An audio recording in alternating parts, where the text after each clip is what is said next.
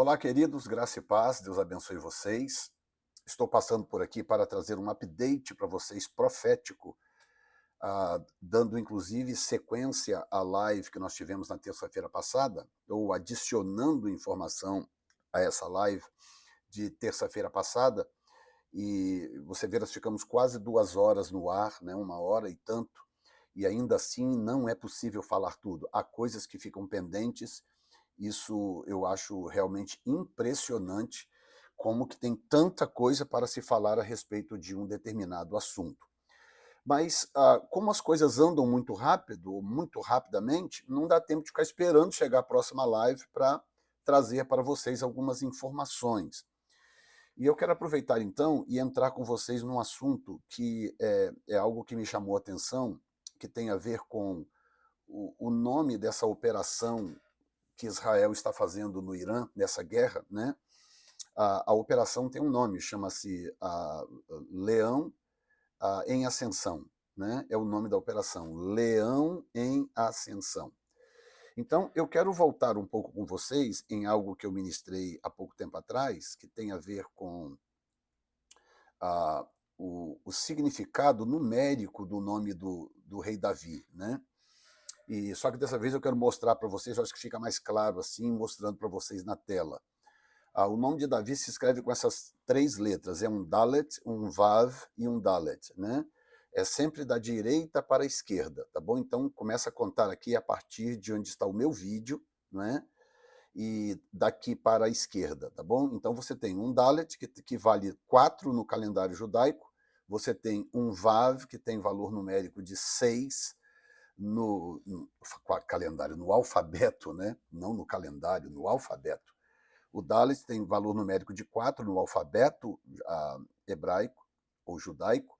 O Vav tem valor numérico de 6 e um outro Dalet que também tem o mesmo valor de 4.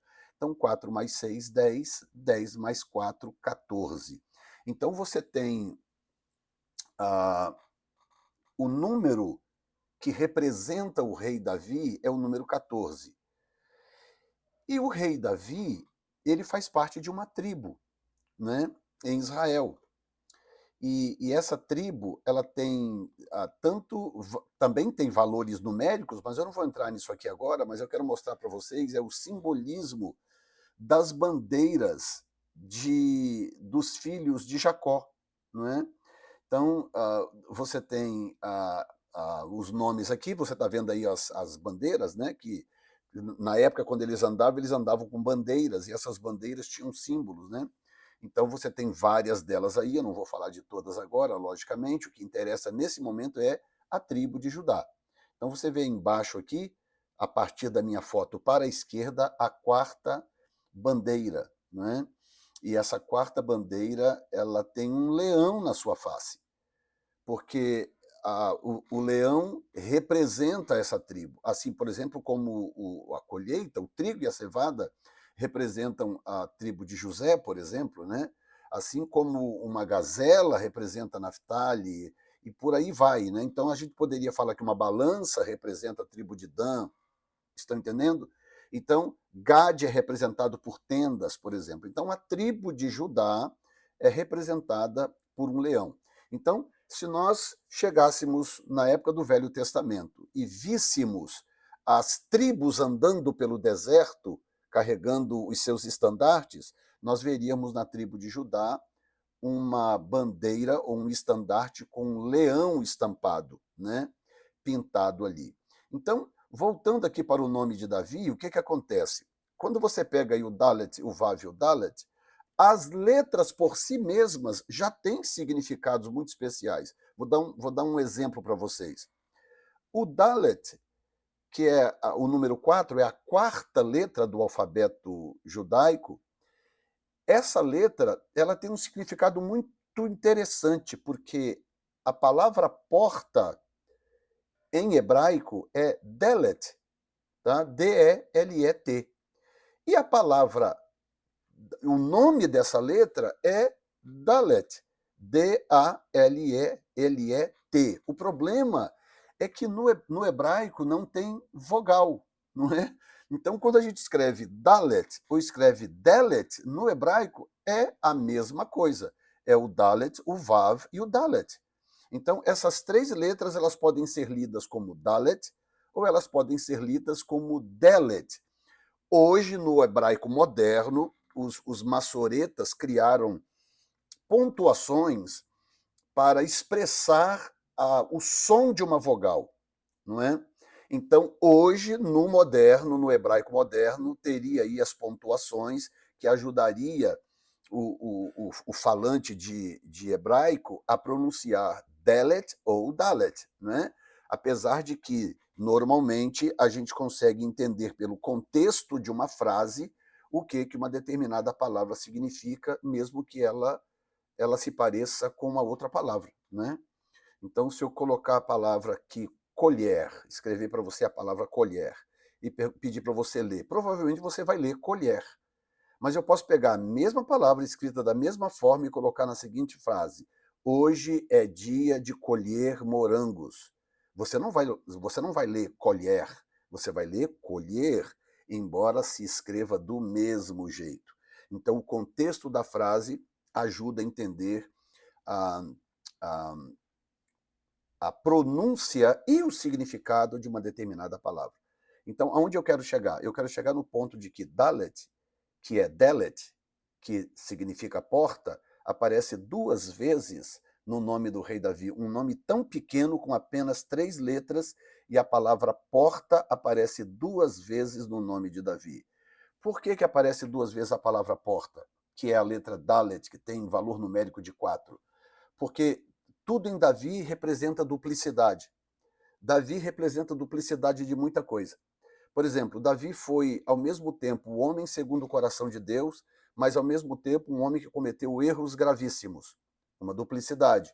Ao mesmo tempo que Davi foi rei terreno, ele recebeu uma unção de reinado terreno, ele também recebeu uma unção de reinado celestial, porque é de Davi que passa para o Messias esse reinado eterno prometido por Deus a Davi, duplicidade. E agora nós temos aqui duas portas também no nome de Davi, e essas duas portas somadas dá o número 8, porque é Dalet com Dalet, é 4 mais 4, daria número 8. E número 8 é o número do recomeço, ou de novos começos. Então você tem uma nova duplicidade aqui na vida de Davi, na história de Davi, ou no nome de Davi, que são duas portas. E, por último, eu posso destacar que Davi representa porta de entrada e porta de saída. Por quê? Porque é uma porta no início do seu nome e uma porta no final do seu nome. Então você tem uma porta para entrar e uma porta para sair. E o que Jesus disse a respeito de si mesmo? Dizendo que ele é a porta, por ele você entra, sai e achará pastagens. Jesus disse, eu sou a porta. Por que Jesus está dizendo, eu sou o Delet? A porta é Delet, né, no hebraico. Ah, mas está escrito em grego. Mas Jesus não falava grego, Jesus falava aramaico e hebraico. Então, Jesus está dizendo, eu sou o Delet. Né? O que ele está dizendo é que ele é porta de entrada e ele é porta de saída. Ou seja, Davi é um tipo de Cristo em absolutamente, ou quase tudo, não vou dizer em tudo, mas em quase tudo que Davi fez, quem Davi foi e como Davi viveu, ele é um tipo de Cristo muito interessante. Portanto, por que eu estou te dizendo isso?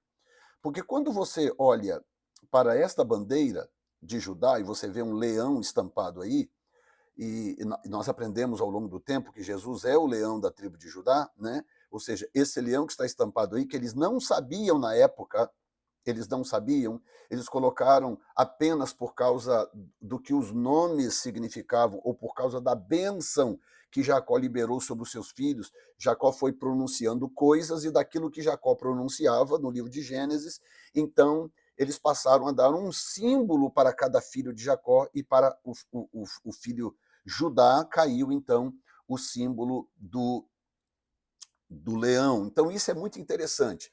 E aí eu quero chamar a sua atenção, então. Olha bem, escute isto, gente. Por que eu estou gravando esse vídeo? Porque o Espírito Santo me despertou para isso e eu pensei, eu não posso deixar isso passar. Eu não posso deixar cair do esquecimento e não dá para esperar até a próxima terça-feira para poder passar isso para vocês. Eu tinha que passar isso para vocês já, como eu estou fazendo aqui. Tá? Como é que é o nome da operação que Israel colocou, o nome que ele colocou nesta operação de ataque ao Irã. A ascensão do leão, ou o leão em ascensão. O leão em ascensão. Ninguém precisa ensinar um judeu determinadas coisas.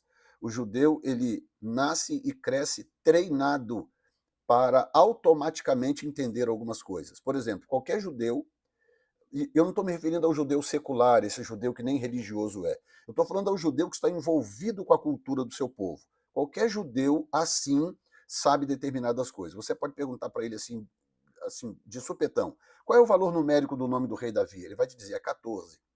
Por que o valor numérico do rei Davi é 14? Ele vai te explicar, porque as letras que somam o nome de Davi, cada letra tem um valor numérico e somados dá 14. E aí, se você aprofundar, ele vai te falar tudo isso que eu estou falando, sobre o Dalet, sobre o Delet, sobre o Vav. Por exemplo, se você observar aqui, ó, eu vou voltar um pouquinho antes de prosseguir no que eu estou dizendo, você observar uma coisa, olha bem. Jesus disse, eu sou a porta. Então, porta na entrada e porta na saída. Qual é a letra que está no meio? É o Vav. O Vav, não sei quantos de vocês já acamparam com tendas. Aqui nos Estados Unidos é muito comum, né?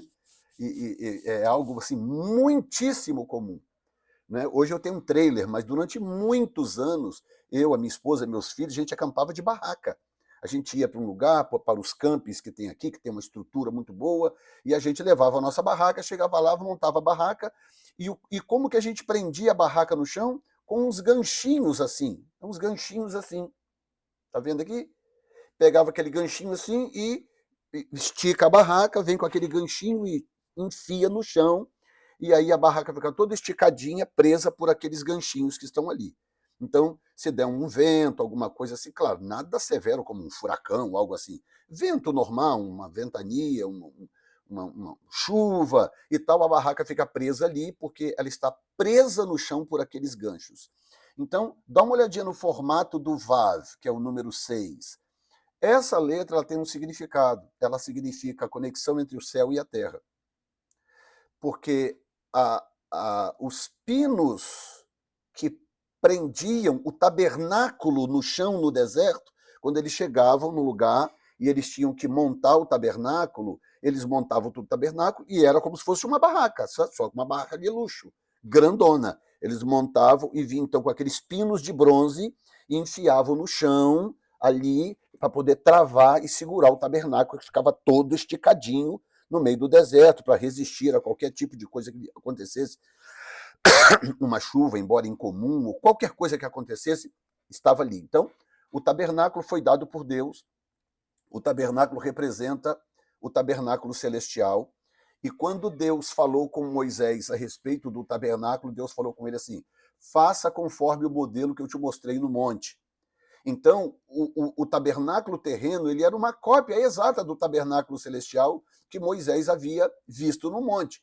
E como que esse tabernáculo se mantinha preso na terra? Com um vav. Quer dizer, um não, eram dezenas e dezenas de vav ao redor do tabernáculo, travando as cordas do chão. Então, qual é o significado do vav? O vav representa a conexão entre o céu e a terra. Então, dá uma olhadinha no nome do rei Davi. O rei Davi tem uma unção terrena e tem uma unção celestial. Então, Davi é uma porta para um governo terreno e Davi é uma porta para um reino celestial. E essa conexão é feita com o Vav. O Vav está no meio ali, mantendo as duas coisas. Entendeu? Então, Jesus é isto. Jesus é a porta de entrada, Jesus é a porta de saída. Através de Jesus você vai para o céu ou você vai para o inferno. Através de Jesus você entra numa tribulação e você sai de uma tribulação. Através de Jesus você entra no ministério e sai do ministério. Através de Jesus você entra numa situação qualquer e sai dela. Jesus é sempre a porta de entrada e de saída. Então, esse Vav que está no meio representa essa conexão que Jesus faz entre o céu e a terra. Jesus é a conexão entre o céu e a terra. Por quê? Porque Davi é um tipo de Jesus. Então, Davi era essa conexão na sua época, porque Davi é um tipo de Jesus. Deixa eu saber aqui nos comentários se vocês já tinham ouvido sobre isto que eu estou explicando para vocês agora, tá? Mas eu quero chegar agora num ponto, que é o nome da operação, tá? Operação Leão em Ascensão, tá? O Leão em Ascensão. Essa palavra, leão em ascensão, ela é uma tradução livre do termo que se popularizou em inglês, the rising lion. Então, pode colocar o leão em ascensão? Pode, mas a tradução mais precisa seria o leão que se levanta. Tá? Se eu fosse traduzir, de repente, numa palestra, eu estou traduzindo um americano, e chegasse numa frase como essa, ao invés de traduzir o leão em ascensão, eu diria o leão que se levanta. Tá? Escuta bem por quê agora. Olha bem. Essa é a bandeira de Israel hoje. Tá? Essa é a bandeira de Israel. Meu Deus, eu tô com Israel na cabeça. Essa é a bandeira do Irã, gente, do Irã. Tá? Essa é a bandeira do Irã.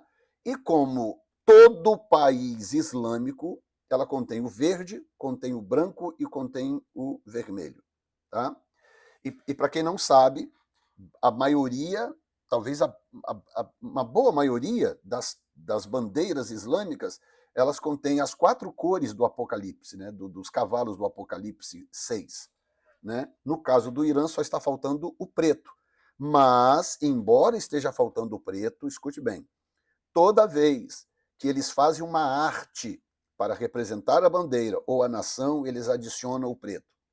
Eu posso até procurar aqui para vocês algum tipo de arte para vocês terem uma ideia do que eu estou falando. Tá? Se eles vão fazer uma arte qualquer, por exemplo, olha aqui. Quer ver? Deixa eu ver se eu acho aqui.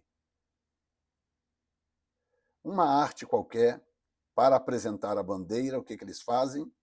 Eles arrumam um jeito de adicionar o preto. Embora o preto não faça parte da arte em si. Tá?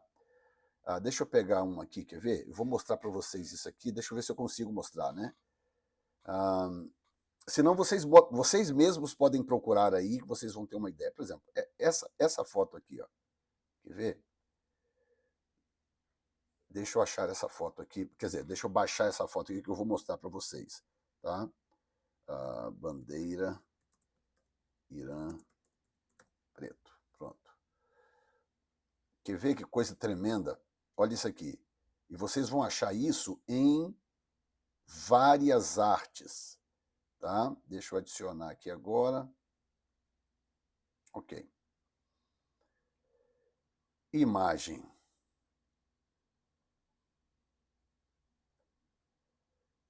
Pronto, olha aqui. Olha essa foto aqui, gente. Olha essa foto aqui, que coisa impressionante. Olha só que coisa tremenda. Espera aí.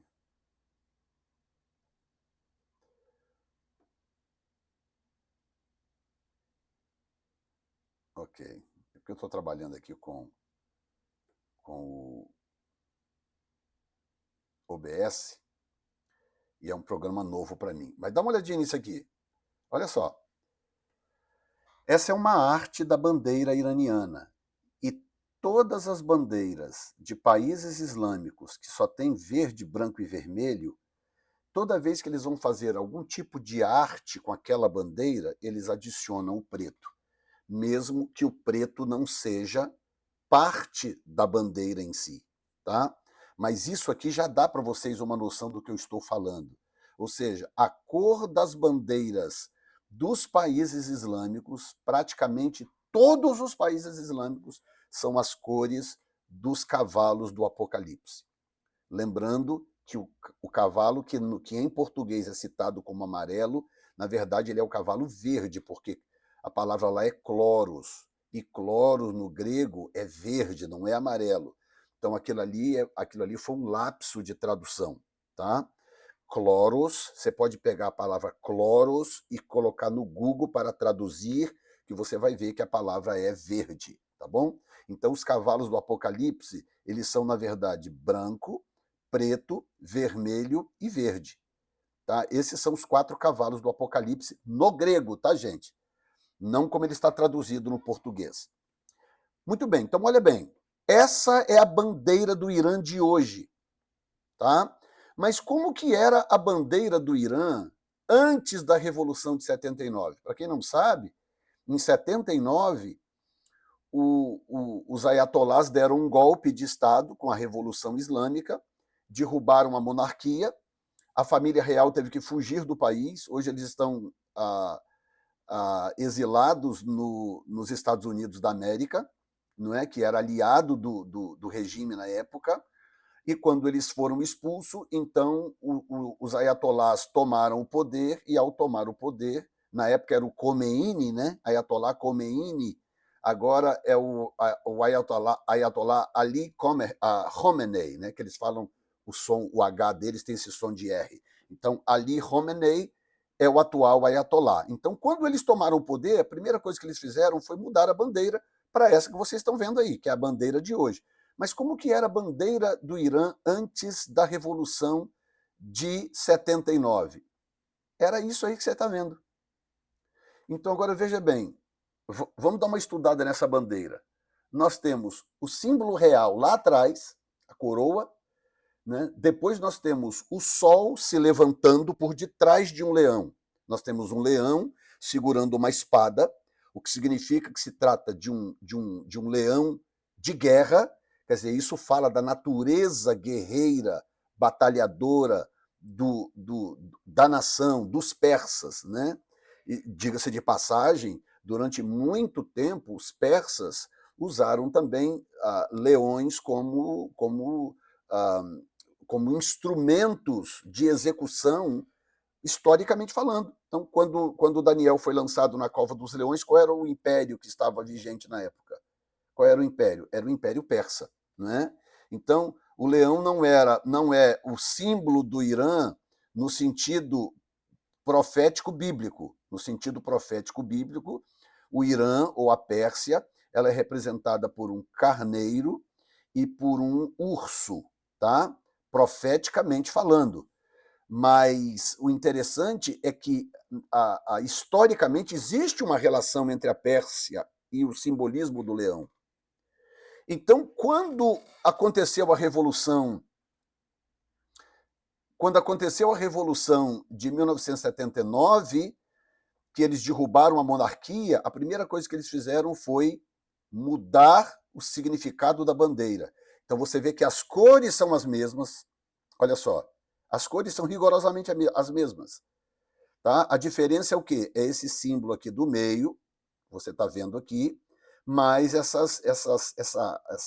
beiradinha aqui, essa artezinha nas beiradas, que você não vê no verde e no vermelho da outra bandeira. São cores sólidas com o leão no centro. Tá? E para quem não sabe,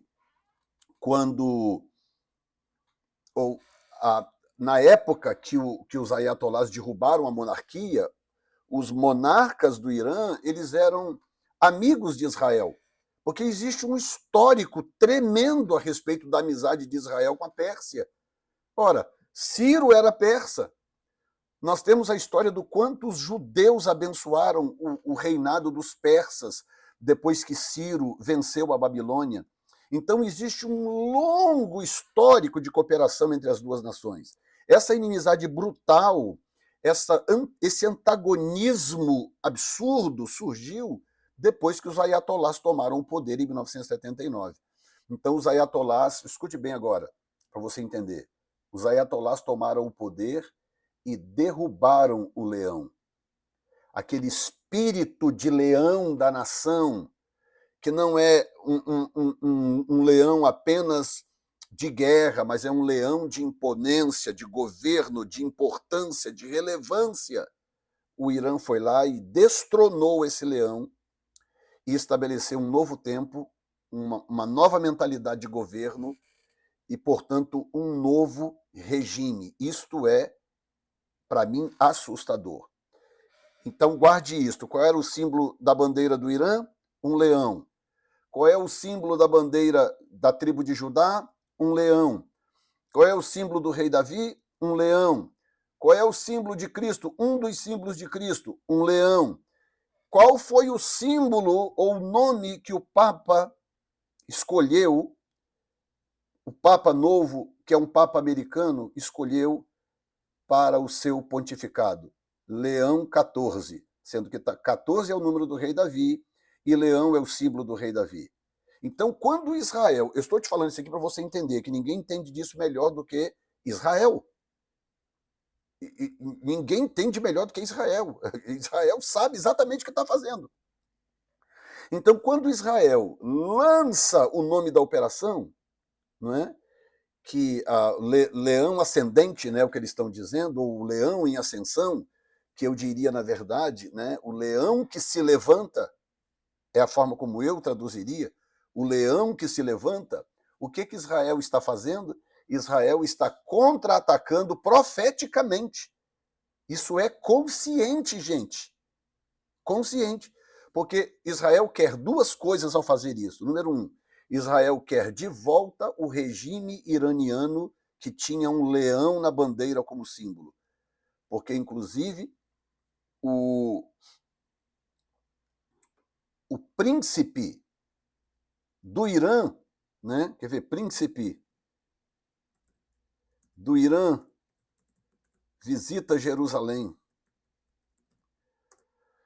O príncipe do Irã esteve em Jerusalém e não apenas isso, gente. Ele foi no Muro das Lamentações e ele orou ao Deus de Israel. Gente, vocês estão entendendo o que eu estou falando? O cara não só foi no Muro das Lamentações, mas ele visitou o muro e ele orou no muro junto com o povo de Israel, gente. Tem alguém me ouvindo aqui, pelo amor de Deus? Você está me ouvindo? E eu vou te mostrar isso aqui, porque isso para mim é muito chocante. Se isso aqui não tiver um significado espiritual, assim, estrondoso, se não tiver para você, eu não sei mais o que terá.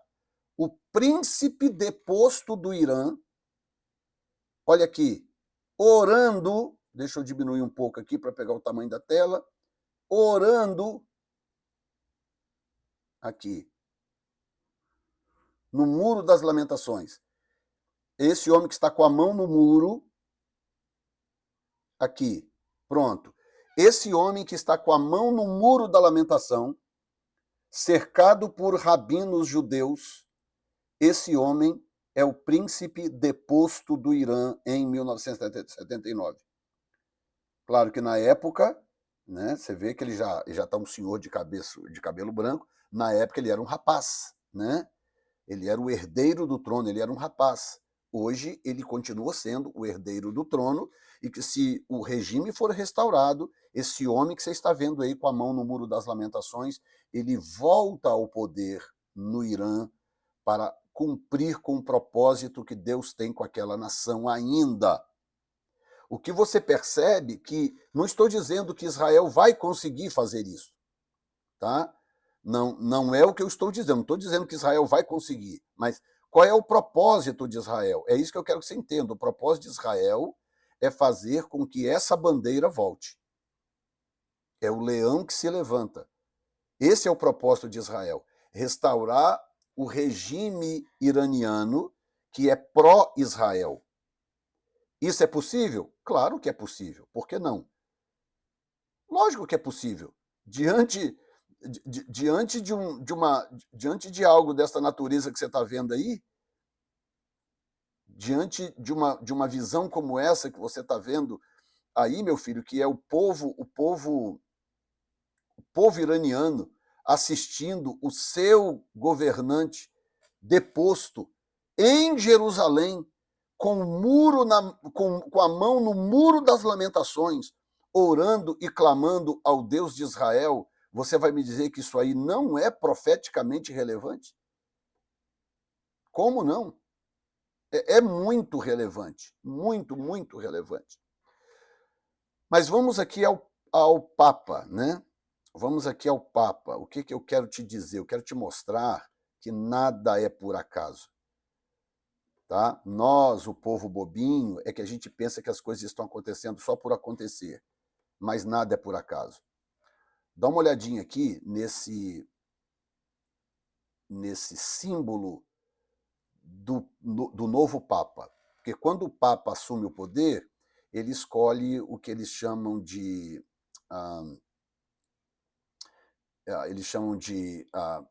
coat of arms, tá vendo aqui, ó?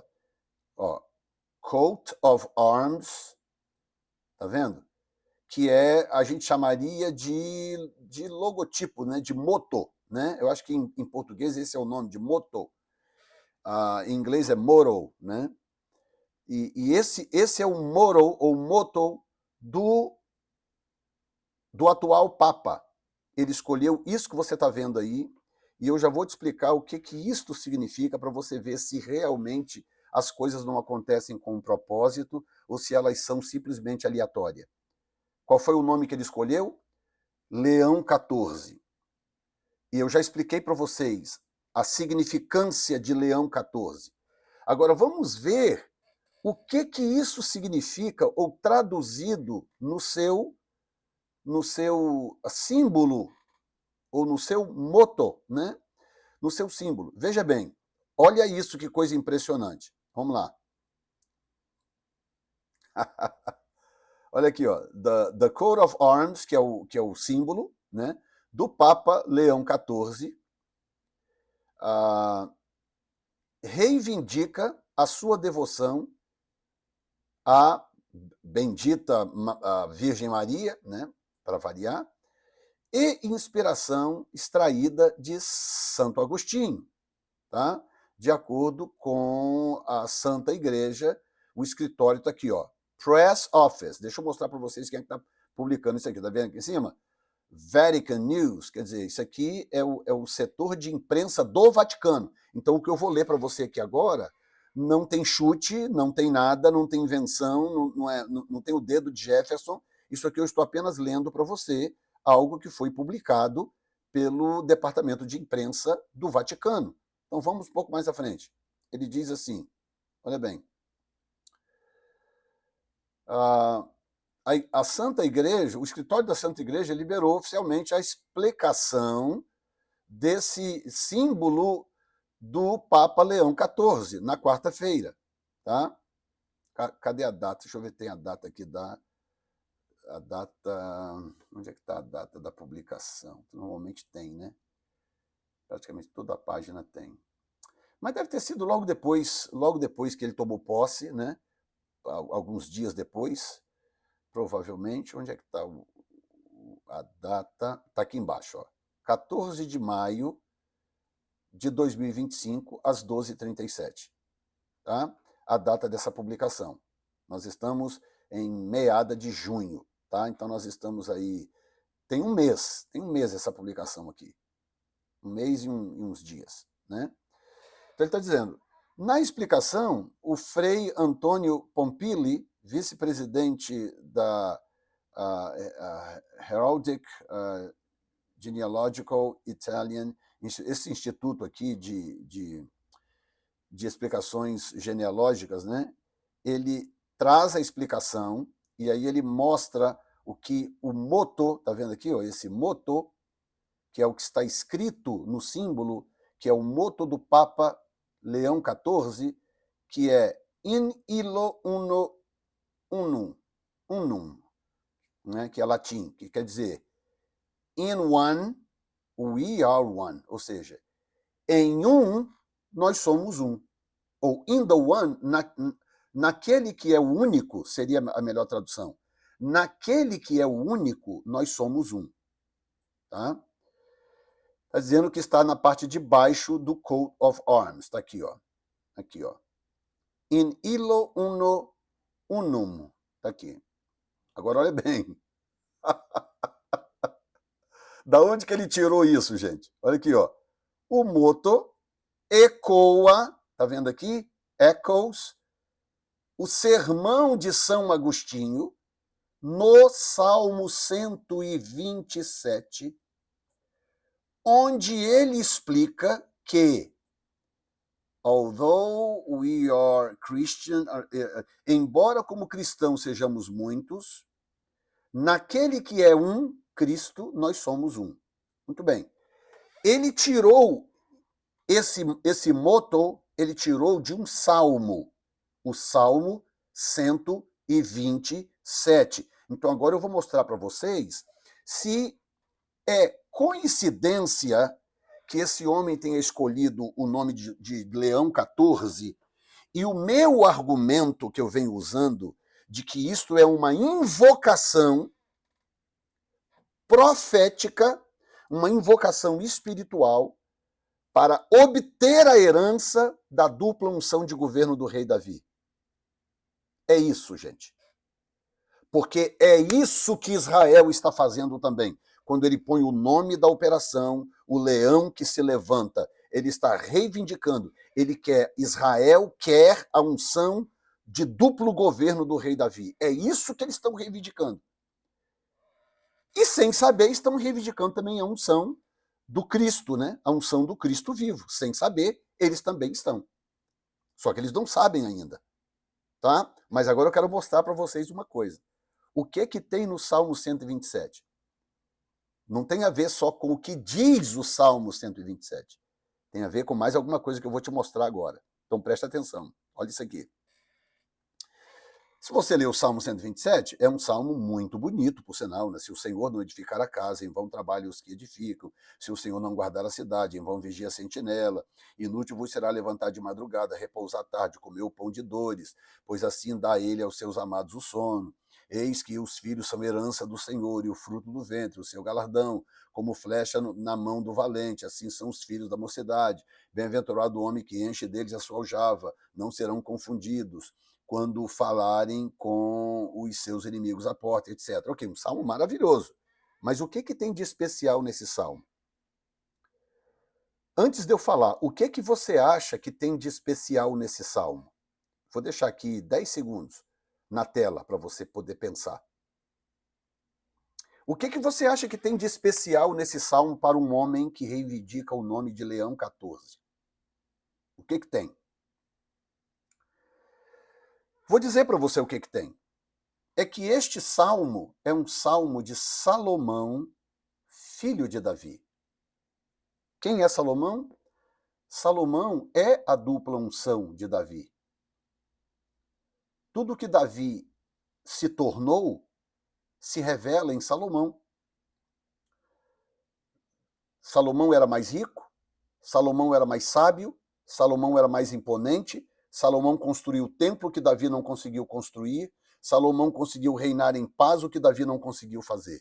Ou seja, essa unção, dupla unção de governo que Davi recebeu de Deus, que ele mesmo não pôde usufruir em terra, quem foi que usufruiu disto? Salomão. Então, Salomão é a incorporação da dupla unção de governo que repousa sobre Davi. Então, gente, escute isto. Esse Papa, ele não tem nada de bobo, a Igreja Católica não tem nada de boba, não é à toa que a Igreja Católica sobrevive por séculos no mundo inteiro, mesmo depois de todas as atrocidades que fez por ocasião da Idade Média e depois, a Igreja Católica continua sendo um corpo relevante no mundo inteiro. No mundo inteiro. Por quê? Porque a Igreja Católica não é boba, tá? Você chega em Israel, como muitos vão comigo agora em março do ano que vem de novo, e muitos irão pela primeira vez, vocês verão muitos lugares que a gente vai visitar, precisa visitar e quer visitar, porque tem a ver com a história bíblica, hoje é patrimônio católico. A gente tem que entrar, tem que pagar o ticket, tem que pagar o valor do dinheiro para a Igreja Católica, portanto, para o Vaticano, para poder entrar, olhar, tirar foto, analisar, estudar, pregar, ministrar, dar estudo. Nós não vamos deixar de fazer isso só porque eles foram lá e tomaram posse do lugar, porque o lugar pode ser deles no papel, mas espiritualmente não pertence a eles. Aquele lugar é um lugar que pertence a todos, a todo o povo de Deus. Estão entendendo? Então, eu estou mostrando para vocês o quão chocante é isso, que eu venho falando isso há algum tempo e vocês podem observar. Como é que você identifica um profeta verdadeiro e um falso? Muito simples. As coisas que o falso fala, não bate. As coisas que o profeta verdadeiro diz, batem. Porque elas vão encaixando uma pecinha na outra sem você precisar forçar nada. Estão entendendo? E nós estamos agora diante desse conflito que continua. O Irã clamando pelo amor de Deus, parem, vamos negociar. E o Trump já falou, o momento de negociar já passou, agora é tarde. Eu falei para vocês pararem, falei para vocês negociarem. Vocês não quiseram. Agora, porque o Trump está fazendo algo muito inteligente. Como a guerra não é americana, apesar de que os Estados Unidos pode ajudar, de repente, os Estados Unidos talvez vai ter que fornecer a Israel aquelas bombas que penetram o chão para destruir os bunkers, né, dos iranianos, mas a guerra, né, supostamente é uma guerra de Israel. Isso é muito cômodo para os Estados Unidos, poder ajudar debaixo dos panos, porque a guerra é de Israel. Estão entendendo? Mas o que acontece? O que os Estados Unidos estão vendo agora é a oportunidade que surgiu de desbancar o regime, destruir esse regime. Eu não sei se o regime em si vai cair agora, eu não posso dizer isso. Não posso dizer. Mas uma coisa eu vou dizer para vocês. É a partir daí que nos bastidores vai começar um processo de negociação no qual entrará a Turquia. A Turquia é muito perigosa, porque a Turquia é aquele tipo de regime paciente que espera mais 10 anos, mais 20, mais 30, mais 50. Entendeu? Mas desistir eles não vão. E a Turquia, que é perigosa, inclusive eu dei uma notícia na live passada, depois eu descobri que estava errado, eu falei que a Turquia não era membro da OTAN, ela é sim membro da OTAN, ela só não é membro da União Europeia, foi essa a confusão que eu fiz. A Turquia é membro da OTAN, mas não é membro da União Europeia. Então isso enfraquece a Turquia no caso de um conflito regional, a OTAN vai preferir ficar do lado dos Estados Unidos ou do lado de um país europeu do que do lado da Turquia. Entendeu? Muito simples assim. Então, nós provavelmente estamos diante desse gatilhozinho que está sendo disparado, mas que ninguém está percebendo e que debaixo dos panos aquilo vai começar a construir lentamente, lentamente, uma coalizão de povos e de nações, provavelmente encabeçada por quem estiver no poder na Turquia até então, e quem sabe também com apoio de outros ao redor e etc. Então, eu estou vendo muita coerência em tudo isso que eu tenho ensinado para vocês. Eu tenho paz no coração porque eu sinto que eu estou ensinando para vocês aquilo que realmente é a verdade. Então, quando eu olho para algo desta natureza aqui, eu sei, gente, que isso aqui não tem como ser coincidência. Como que algo assim vai ser coincidência, gente? Olhem isso, é coincidência demais para ser apenas coincidência. É só eu que estou vendo isso ou vocês também estão vendo? Eu vou encerrar o vídeo por aqui, mas eu quero pedir duas coisas a vocês. Primeiro, comentem aqui embaixo o que vocês estão achando. Essas coisas estão fazendo sentido para vocês quando vocês me ouvem falar? Faz sentido para vocês? Número 1. Número 2, se você não é inscrito neste canal, embaixo aqui tem um botão dizendo inscreva-se. Clica lá, se inscreva, é de graça, não custa nada para você poder acompanhar o canal. Também ativa o sininho para você saber toda vez que eu entrar ao vivo. E terceiro lugar, se você quiser ser membro do canal, tem um custozinho, um valor muito simbólico, mas olha, vale muito a pena. Se você quer ser discipulado, aprender coisas que eu não ensino aqui no canal aberto, você se torna membro. Com isso, você vai nos ajudar a continuar fazendo a obra de Deus e você vai ser educado biblicamente de uma forma muito especial. Tá bom? Não esqueça de deixar o like. Deus te abençoe. Nos veremos na próxima live na semana que vem. Um grande abraço. Fiquem com Deus em nome de Jesus. Amém.